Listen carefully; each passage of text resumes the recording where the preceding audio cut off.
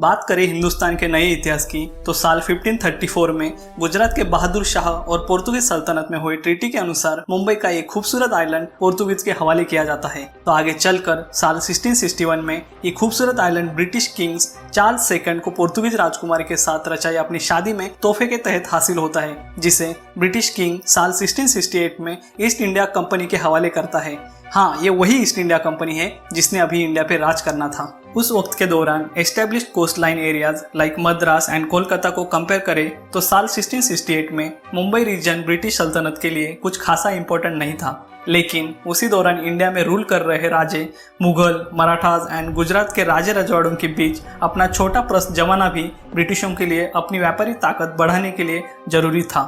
और बात भी वैसी हुई। जैसे ही मुगल और मराठा रियासतें कमजोर होने लगी, वैसे ही गोरों ने मुंबई पर अपनी पकड़ मजबूत करना शुरू कर दिया। ब्रिटिशों ने मुंबई में साल 1857 को कताई और बुनाई की मिल शुरू की और इसी के चलते साल 1860 तक मुंबई इंडिया का लार्जेस्ट कॉटन मार्केट बन गया। और साल 1861 to 65 में चले अमेरिकन सिविल वॉर की वजह से अमेरिका ने ब्रिटेन को सप्लाई होने वाला कॉटन कम कर दिया, जिसकी पूरी भरपाई इंडियन कॉटन मार्केट से की गई। ब्रिटिशों ने अपने स्वार्थ के लिए इंडिया के रिसोर्सेस अपने हिसाब से यूटिलाइज किए, लेकिन इसी बीच मुंबई इंपोर्ट ट्रेड का एक महत्वपूर्ण सेंटर बन गया, जिसे हम आज भी अनुभव करते हैं। 17वें शतक तक 7 आइलैंड को मिला के कहे जाने वाले मुंबई को ब्रिटिश लोगों ने पक्की सड़कें और जमीनी सतह पर काम करके अकेला एक आइलैंड बना दिया। उभरते सिटी के प्रॉब्लम्स और मनचाहे सॉल्यूशन को इंप्लीमेंट करने हेतु 1872 में बॉम्बे म्युनिसिपल कॉरपोरेशन की भी स्थापना की गई। इसी तरह मुंबई यानी उस वक्त का बॉम्बे प्रोविंस हिंदुस्तान का एक महत्वपूर्ण स्टेट बन के उभरने लगा।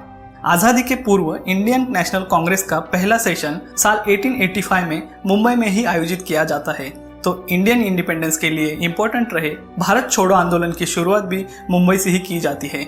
इन घटनाओं से हमें उस वक्त के हिंदुस्तान में मुंबई का इम्पोर्टेंस पता चलता है। ये तो बात रही ब्रिटिश रूल की, लेकिन भारत स्वतंत्र होने के बाद भी मुंबई को कुछ अलग अलग संघर्ष देखने मिले, जिन्हें मुंबई आज भी महसूस करती है। जैसे 1947 के बाद इंडिया में अलग अलग भाषा और कल्चर के तहत स्टेट्स की रचना की गई, लेकिन मुंबई में स्थायी होने वाले मराठी और गुजराती लोगों के कारण मुंबई को कभी गुजरात और महाराष्ट्र दोनों की कैपिटल तो कभी यूनियन टेरिटरी बनाने की कोशिश की गई। लेकिन इसी दौर संयुक्त महाराष्ट्र परिषद ने खड़े किए संघर्ष के कारण मुंबई को महाराष्ट्र में मर्ज किया जाता है।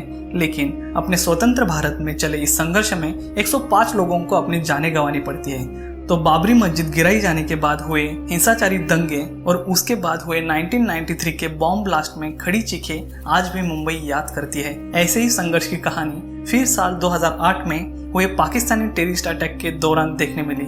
10 पाकिस्तानी टेररिस्ट ने मुंबई के अलग अलग होटल्स, हॉस्पिटल्स एंड CST पर किए क्रूर हमले में कई मासूम लोगों को अपनी जानें गंवानी पड़ी। आज भी इस घटना का जिक्र हो तो मुंबई की आंख नम हो जाती है। लेकिन यही संघर्ष भरा शहर आज सारी पुरानी यादों को साइड कर कई बुलंदियों को चुनौती देने के लिए फिर से तैयार हो रखा है।